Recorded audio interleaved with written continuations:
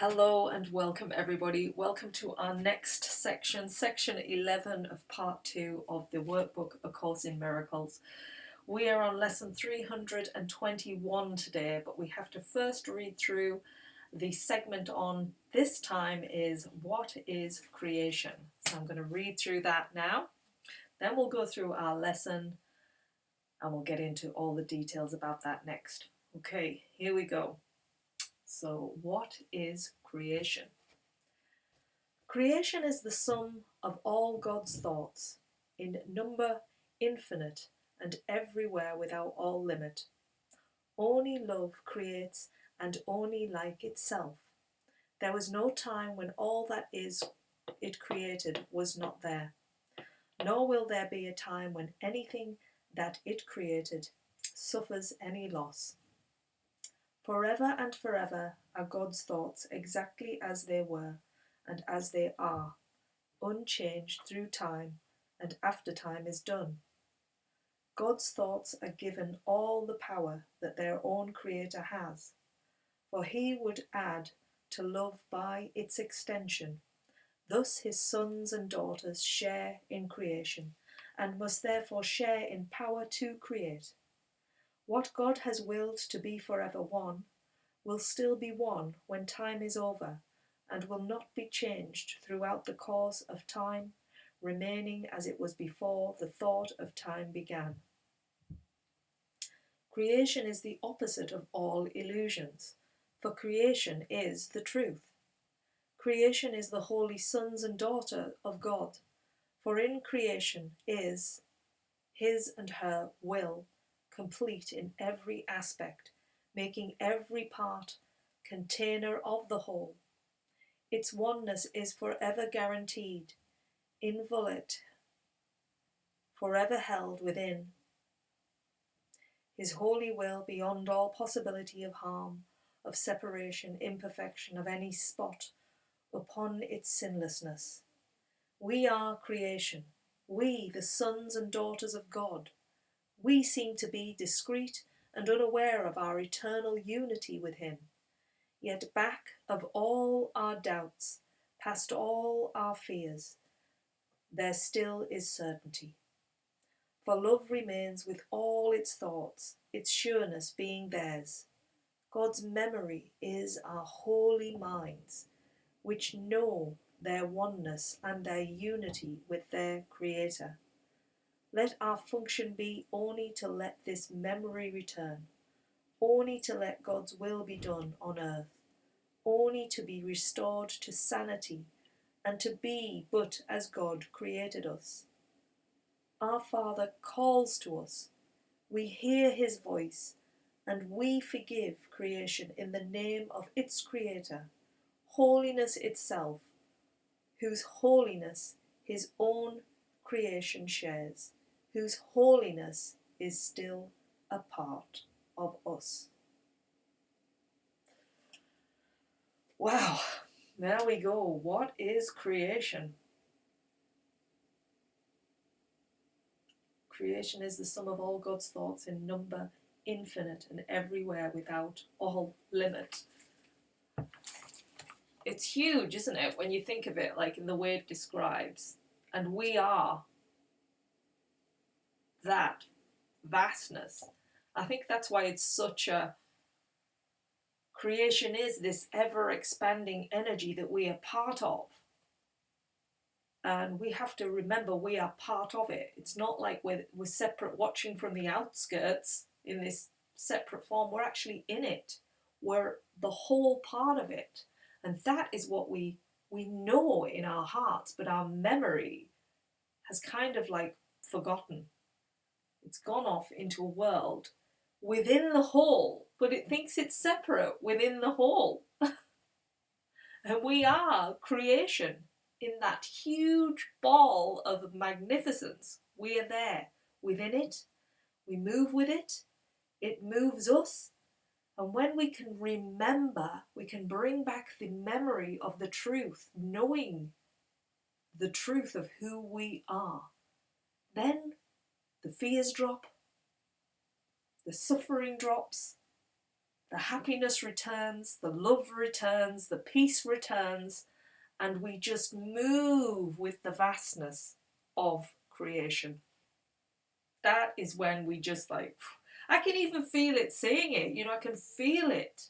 But my mind keeps forgetting, and it keeps getting drawn into this little self-identity, this world, and my work and different things like that. And I forget that I am part of this huge whole. But when I feel that, I feel like safe, secure, I feel grounded, I feel taken care of, because I know we're all in this together, and it's like we just need to awaken. That is what this is all about, awakening. So as we awaken, let us move on to our lesson of the day today, which is lesson 321. I have popped the statement behind me here, the one that we will remember to keep us on our point of attraction today with this lesson. So, Father, my freedom is in you alone. That's the key phrase to keep in our minds today. So we start today with our prayer. I did not understand what made me free, nor what my freedom is, nor where to look to find it. Father, I have searched in vain until I heard your voice directing me. Now I would guide myself no more, for I have neither made nor understood the way to find my freedom.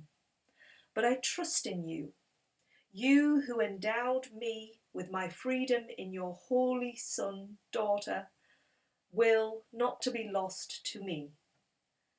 Your voice directs me, and the way to you is opening and clear to me at last. Father, my freedom is in you alone. Father, it is my will that I return. Today we answer for the world, which will be freed along with us. How glad are we to find our freedom through the certain way our Father has established.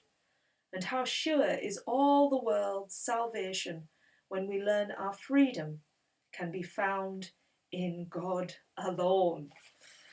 So there we go. Father, my freedom is in you alone. It is. Our freedom is in the awakening that we are in this vast creation energy.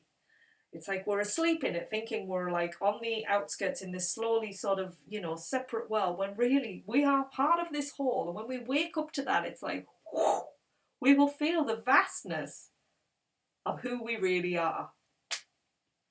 How do we do that? We keep remembering, we keep digging into that. Like, it's like really getting down into the innerness, if you like to call it, the innerness of who we are. Like that, dig deep, get into who you are, and release all the stories and the meanings and all the things that have kept you separate. No matter where you are right now, you're part of this vastness. And when you waken up to that, you won't worry about all the little intricacies that your mind has given you to preoccupy you and take you off. It's like we've been given a dose of a sleeping pill and we've gone really far fast asleep. We need to wake up to actually see and feel and be and just become our true selves. And that takes digging down deep into knowing who we are, and then flushing away all of the, like I said, the thoughts, the past, all the things, the meanings, all of those things that really do not show you who you really are. They just take you away from who you really are. Once you start forgetting all about that, forgetting all about the externals that are going to be pulling you in different directions, especially in this day and age where we are right now. The externals are getting crazier because it's almost like it's a ticket for us to wake up, because the suffering is increasing, it's getting louder and louder. So now is the time for us to, go within, waken up that side of us, and then we won't be We won't be in this fearful place anymore. So we have a mission, a really important mission, to do our best, really, to get wakened up, help our brothers and sisters wake up too, so that this world can become awakened to the truth, and then all of the separation will dissolve. What a wonderful start to section 11. Love it, love it, love it. I hope you do too. Have a great practice, and I'll see you back here tomorrow if you want to join me for lesson 322. See you soon. Bye.